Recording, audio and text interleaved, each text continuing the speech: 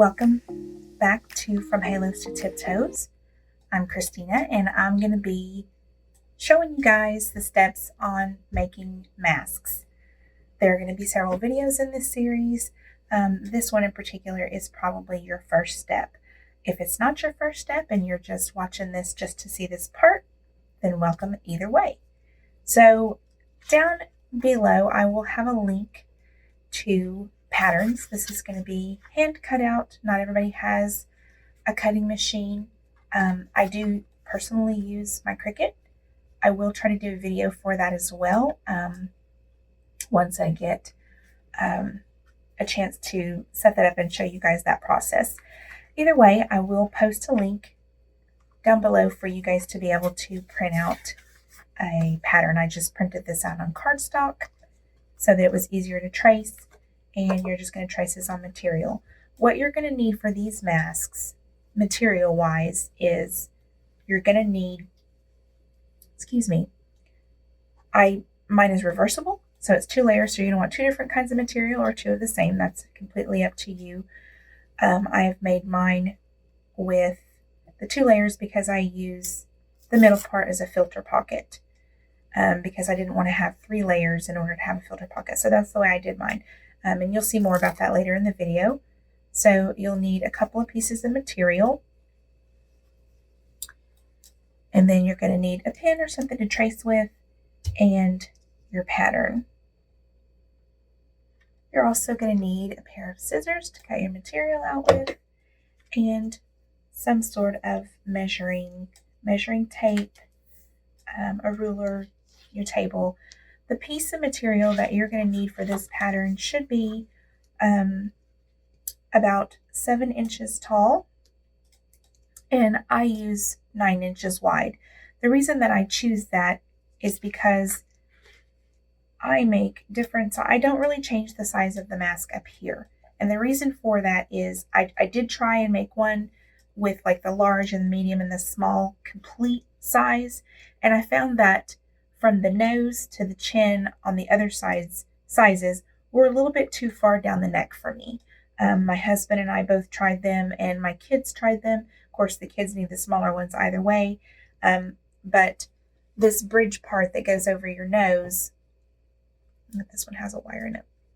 This bridge part that goes over your nose, if it's too long, it kind of pushes up, and then this part right here hangs out right under your eyes, and it can be kind of uncomfortable. Universally, this size that I have from here to here seems to fit several different sizes, but I do make different sizes from here to here, and that is this part here that goes around the sides of your face. If it's too long for children, for example, then it's going to go back over their ears, so I use the shorter piece for that. As you can see, this one is a good bit shorter. See? So I have 2 different sizes.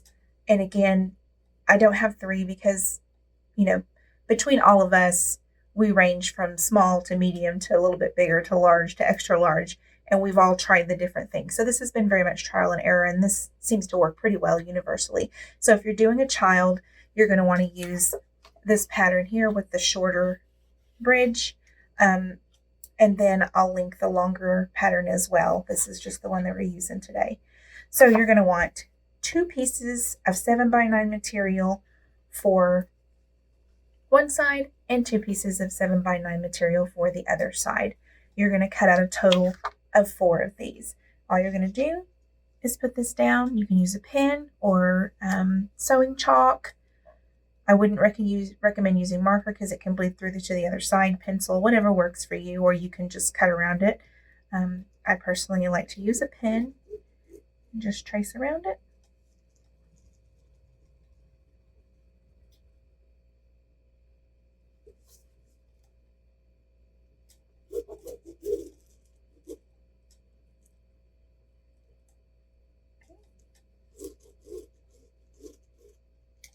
There you go.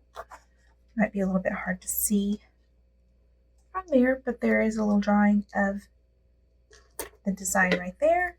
And then you're just gonna cut. Once you've cut that out, you end up with two pieces looking like this. I personally, more often than not, will fold my material in half.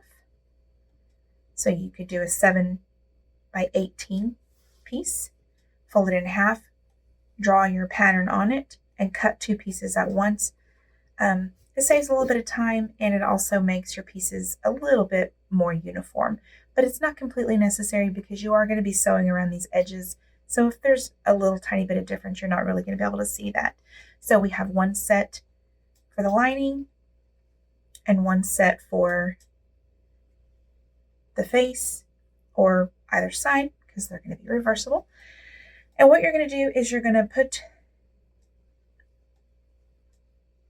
front-facing pieces together facing each other. So this is the front. You want your ugly side out, your pretty side in. If you're doing solid colors, they're exactly the same on both sides. It doesn't really matter, but it will matter whenever we get to the sewing part. So you have your 4 pieces. That is how to cut out the mask and get it prepared. And the next step, of course, will be sewing them together.